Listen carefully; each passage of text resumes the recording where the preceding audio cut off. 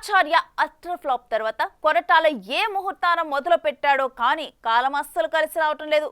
పెట్టిన పోస్టర్లు, విడుదలైన టీజర్లు, చేస్తున్న ప్రమోషన్లు, లీక్ అయిన మేకింగ్ వీడియోలు అన్నీ కలిసి ఈ సినిమాపై అంచనాలను ఆకాశానికి పెంచాయి.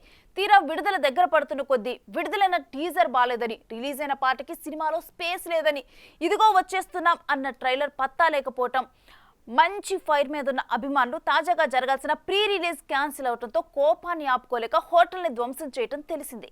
అయితే జరిగిన నష్టాన్ని హోటల్ వారు నిర్మాతల ముందు పెట్టడంతో అంత ఇచ్చుకోలేం బాబోయ్ అంటున్నారంట మూవీ మేకర్స్. మరి ఆ సంగతులు తెలుసుకోవాలంటే వాచ్ దిస్. పాన్ వరల్డ్ మూవీతో ఆస్కార్ లెవెల్లో సత్తా చాటిన ఈ టాలీవుడ్ టాప్ హీరో 6 ఏళ్ల తర్వాత సోలోగా వస్తుండడం, బాలీవుడ్ మోస్ట్ అవైటెడ్ హీరోయిన్ ఈ సినిమాతో తెలుగు తెరపై అరగేట్రం చేస్తుండడంతో అభిమానులంతా సినిమాపై అంచనాలు భారీగానే పెంచుకున్నారు.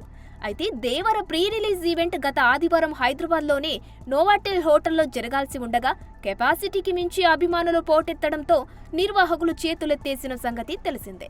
దీంతో తెలుగు రాష్ట్రాల నలుమూలల నుంచి వచ్చిన ఎన్టీఆర్ అభిమానులు ఆగ్రహంతో ఊగిపోయి హోటల్లోని ఫర్నిచర్ను, సామాగ్రిని ధ్వంసం చేసి రచ్చరచ్చ చేసిన విజువల్స్ సోషల్ మీడియాలో తెగ చక్కర్లు కొడుతున్నాయి. అయితే అభిమానుల విధ్వంసంతో హోటల్కు భారీ నష్టం వాటిల్లగా జరిగిన నష్టాన్ని లెక్కగట్టి అక్షరాల మాకు 33 లక్షలు చెల్లించాల్సిందే అంటూ మేకర్స్ ముందు డ్యామేజీ చిట్టా పెట్టారట హోటల్ వారు. వీటిలో ఒక్క కుర్చీకే 7 లక్షల వరకు అయినట్టు సమాచారం.